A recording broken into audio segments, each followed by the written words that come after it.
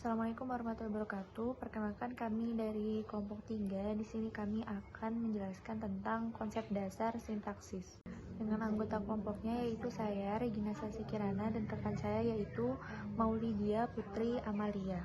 Pengertian sintaksis. Kata sintaksis ini berasal dari bahasa Yunani yaitu sun yang artinya dengan dan tatien yang artinya menempatkan. Sedangkan secara etimologis, sintaksis ini berarti menempatkan atau menyusun secara bersama-sama antara kata dengan kata atau kalimat.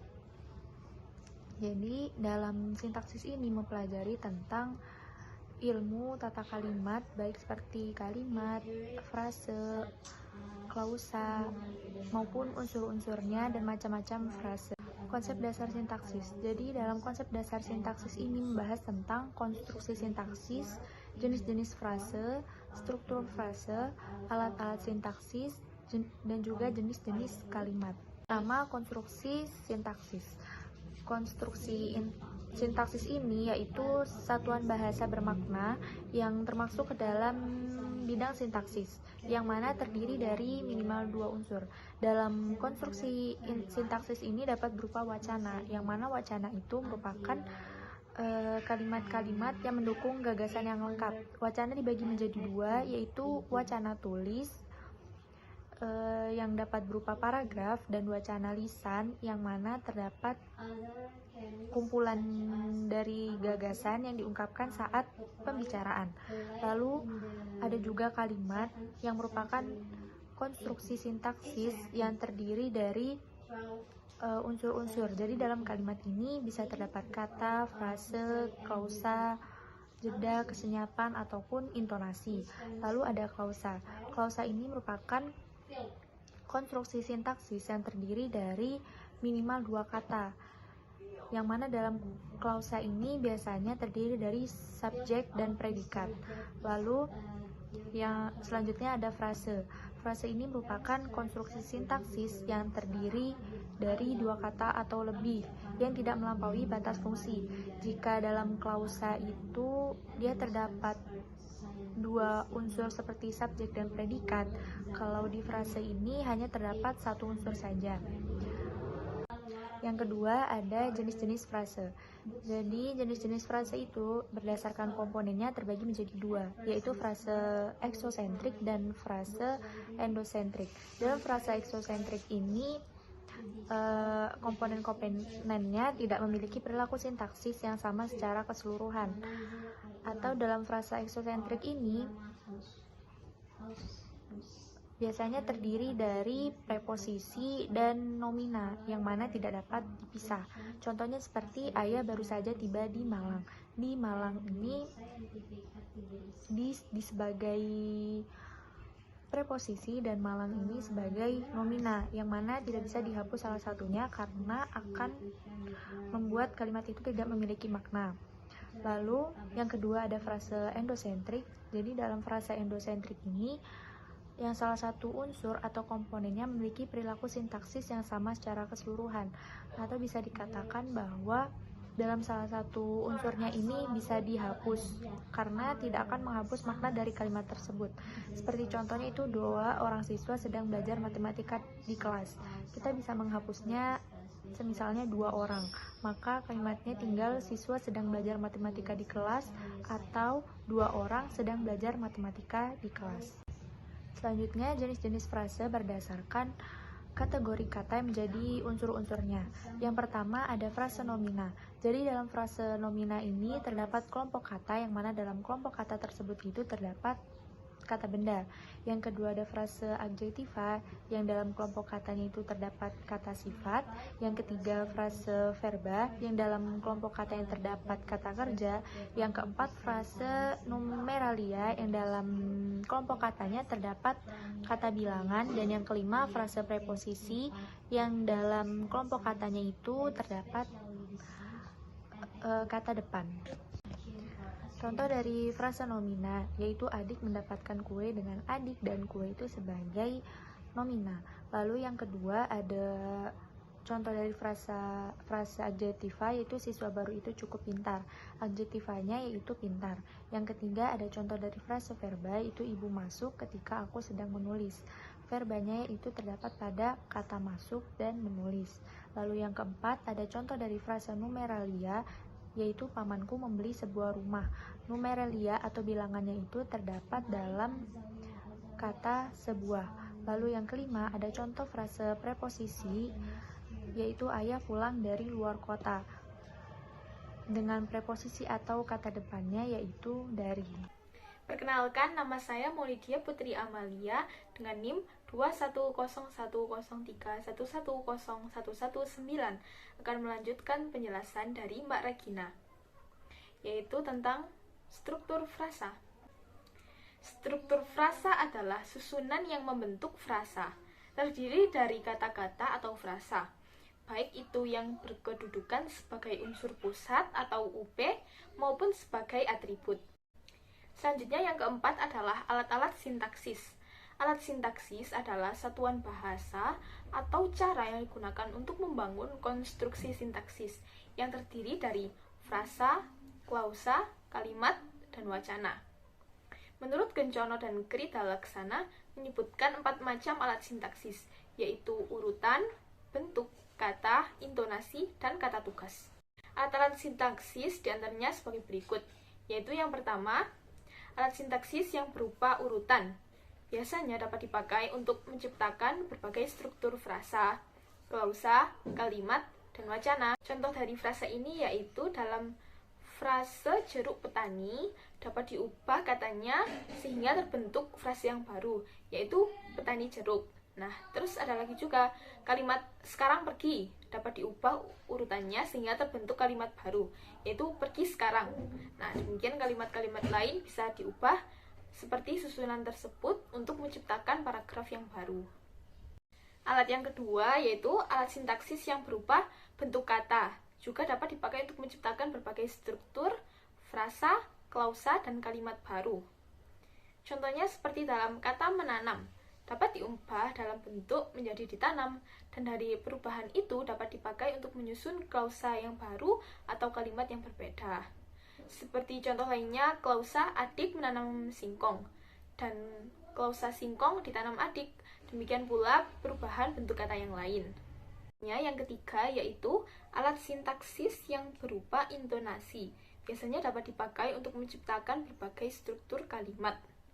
Contohnya dengan menggunakan klausa yang sama. Misalnya, nenek makan sirih. Dapat diciptakan 3 kalimat yang berbeda. Yang pertama yaitu nenek makan sirih, merupakan sebuah kalimat berita. Kemudian nenek makanlah sirih, itu kalimat perintah. Dan yang ketiga, nenek makan sirih, nah itu kalimat tanya. Yang terakhir atau yang keempat yaitu alat sintaksis yang berupa kata tugas dan dapat dipakai untuk menciptakan berbagai struktur, frasa, klausa, dan kalimat. Ada klausa orang itu ke Jakarta dapat diubah menjadi orang itu dari Jakarta dengan penggantian kata tugas yaitu kata ke diganti menjadi dari. Kemudian yang kelima ada jenis kalimat. Jenis kalimat dapat diklasifikasikan berdasarkan beberapa sudut pandang. Berikut ini beberapa klasifikasi kalimat dapat diuraikan sebagai berikut. Yang pertama, berdasarkan jumlah klausanya. Berdasarkan jumlah klausanya terbagi menjadi 2 bagian, yaitu kalimat tunggal dan kalimat majemuk. Kalimat tunggal adalah kalimat yang terdiri dari 1 klausa. Contohnya, ia akan datang nanti malam. Kemudian kalimat majemuk adalah kalimat yang terdiri dari 1 atau lebih dari 2 klausa. Contohnya, ketika hujan turun, ia masih bekerja. Kemudian yang kedua, berdasarkan unsur negasinya. Berdasarkan ada tidaknya negasi, kalimat dibedakan menjadi kalimat positif dan kalimat negatif. Contoh dari kalimat positif adalah Siti seorang guru. Contoh dari kalimat negatif yaitu Siti bukan guru. Di sini berarti menyatakan bahwa kalimat negatif itu mengandung arti bukan atau penolakan. Kemudian yang ketiga, berdasarkan kelengkapan strukturnya, kalimat dibedakan menjadi kalimat minor dan kalimat mayor. Kalimat mayor yaitu mempunyai klausa lengkap, sekurang-kurangnya ada unsur subjek dan predikat. Contohnya, kami mengerjakan tugas. Kalimat minor yaitu kalimat yang klausanya tidak lengkap, entah hanya terdiri dari subjek saja, atau predikat saja, atau objek saja, atau keterangan saja. Konteksnya biasanya berupa konteks kalimat, konteks situasi, atau juga topik pembicaraan. Contohnya, mandi, ke pasar, atau pergi. Kemudian yang keempat, berdasarkan kepasifan predikatnya, dibedakan menjadi dua, yaitu kalimat aktif dan kalimat pasif. Kalimat aktif adalah kalimat yang predikatnya bersifat aktif. Contoh, saya menonton film. Kalimat pasif adalah kalimat yang predikatnya bersifat pasif. Contoh, film saya tonton. Kan di sini sudah terlihat perbedaannya. Berdasarkan kelangsungannya, kalimat dibedakan menjadi kalimat langsung dan kalimat tidak langsung. Kalimat langsung adalah kalimat yang secara langsung diberi ketakan dari ucapan orang lain dan biasanya ditandai dengan tanda petik. Kemudian dapat berupa kalimat tanya atau kalimat perintah. Seperti contoh, ibu berkata, Yunus, jangan letakkan buku kamu di dapur. Nah, itu merupakan kalimat perintah. Kalimat tak langsung adalah kalimat yang menceritakan kembali apa yang diungkapkan atau perkataan dari orang lain, ditandai lagi dengan tanda petik dua, dan sudah diubah menjadi kalimat berita. Contohnya, ibu berkata bahwa dia senang sekali karena aku lulus ujian. Kemudian yang keenam, kalimat berdasarkan posisi subjek dan predikatnya dibagi menjadi dua, yaitu kalimat versi dan kalimat inversi. Kalimat versi adalah kalimat yang fungsi subjek mendahului predikat. Misal, kami belajar matematika. Kalimat inversi adalah kalimat yang predikatnya mendahului subjeknya. Contoh, membaca buku kami kemarin malam. Yang keenam ada kalimat berdasarkan isinya. Yang pertama, kalimat perintah. Contohnya, jangan membuang sampah sembarangan. Yang kedua, terdapat kalimat berita. Contohnya, Bapak mungkin akan tiba pada besok pagi. Kemudian yang ketiga ada kalimat tanya. Mengapa kemarin kamu bolos kelas? Yang keempat ada kalimat seruan. Contohnya, aduh, pekerjaan rumah saya tidak terbawa. Pengembangannya kalimat dibedakan menjadi tiga. Yang pertama yaitu kalimat inti. Kalimat yang hanya memiliki subjek dan predikat. Contoh, adik tersenyum. Kemudian kalimat luas.